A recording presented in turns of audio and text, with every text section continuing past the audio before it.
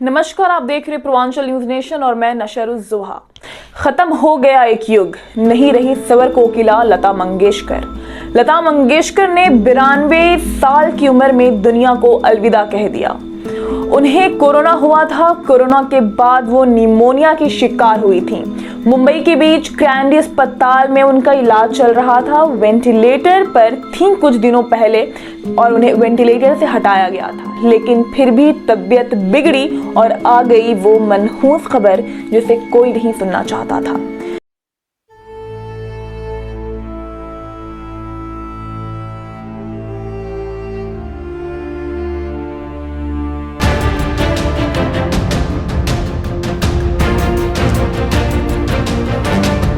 छब्बीस सितंबर 1969 को लता मंगेशकर का जन्म इंदौर शहर में हुआ। मां का नाम शिवंती उर्फ सुधामती मंगेशकर और पिता दीनानाथ मंगेशकर। लता के जन्म से पहले ही उनके पिता को एहसास होने लगा था कि उनकी आने वाले संतान में कोई दैव शक्ति है और कहते हैं यही वजह है कि लता मंगेशकर के चाहने वाले उनमें मां सरस्वती का रूप देखते हैं। लता मंगेशकर के पिता दीनानाथ मंगेशकर खुद एक बेहतरीन संगीतकार थे। उनकी खुद की एक ड्रामा कंपनी थी। लता के पैदा होने के कुछ वक्त बाद परिवार सांगली में रहने लगा। लता मंगेशकर की 3 छोटी बहनें मीना, आशा और उषा और भाई हृदयनाथ मंगेशकर को बचपन से ही घर में संगीत का माहौल मिल रहा था और यही वजह थी कि बचपन से ही लता मंगेशकर का झुकाव संगीत की तरफ होने लगा। वो शास्त्रीय संगीत की शिक्षा तो लेने लगी, लेकिन उस वक्त की फिल्मी संगीत को भी बहुत बारीकी से सुना करती थी। इस दौर में केएल गजल सहगल लता मंगेशकर के पसंदीदा गायक हुआ करते थे। लता भी पिता से गाना सीख ही रही थी कि उन्हें उनकी जिंदगी का सबसे बड़ा झटका लगा। 1942 में पिता इस दुनिया को छोड़कर चले गए। 13 साल की लता पर मानो कहर टूट गया। लता ने अपने नाजुक कंधों पर परिवार की जिम्मेदारी ले ली, लेकिन सवाल यह था कि क्या किया जाए। लता को गाना गाने आता था, नाटकों में अभिनय करने आता था। फिल्मों में अभिनय करना उनके पिता को पसंद नहीं था, लेकिन मजबूरी थी। तो लता को लगा कि जो काम मिले वो करना पड़ेगा, भले ही वो फिल्मों में अभिनय करने का काम हो। लता के पिता के एक दोस्त थे, श्रीपद जोशी। उन्होंने मास्टर विनायक से बात की। लता को एक फिल्म में छोटा सा रोल मिल गया, साथ ही एक मराठी गाना भी गाने को मिला। उसके बदले लता को कुछ पैसे मिले। वहीं से लता मंगेशकर की फिल्मी करियर की शुरुआत हुई। साल 1983 में लता मंगेशकर ने पहली बार एक मराठी फिल्म गज भाऊ में गाना गाया। 1983 में मास्टर विनायक ने लता के पूरे परिवार को कोल्हापुर बुला लिया। मास्टर विनायक मशहूर अभिनेत्री नंदा के पिता थे।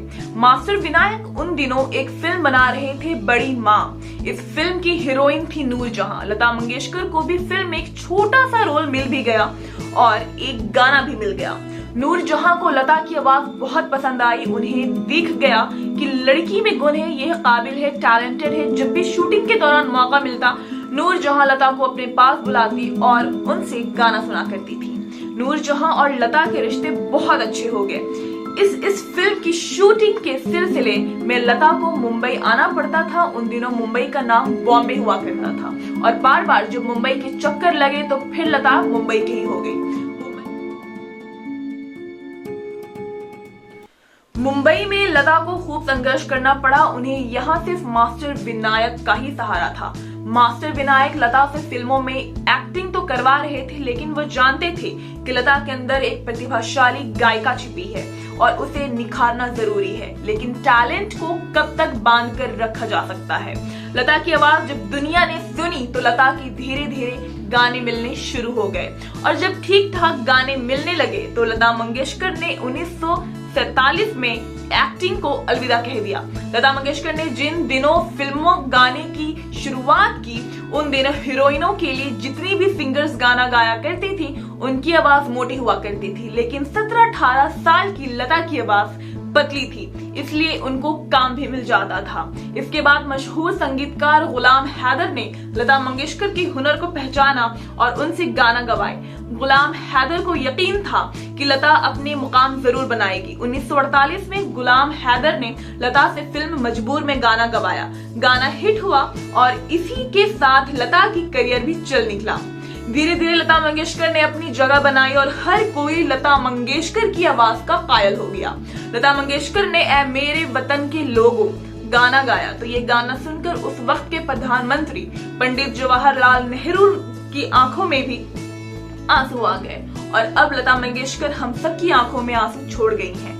लता मंगेशकर तो नहीं है, लेकिन उनकी आवाज, उनके गाने हमेशा हमारे दिलों में जिंदा रहेंगे। लता मंगेशकर का ही गाना है, नाम गुम जाएगा चेहरा ये बदल जाएगा, मेरी आवाज ही पहचान है। अगर याद हो, लता मंगेशकर की आवाज सदियों तक उनकी पहचान बनी रहेगी। बहुत बहुत शुक्रिया आपका हमारे साथ जुड़े रहें और आप देख रहे हैं पूर्वांचल न्यूज नेशन।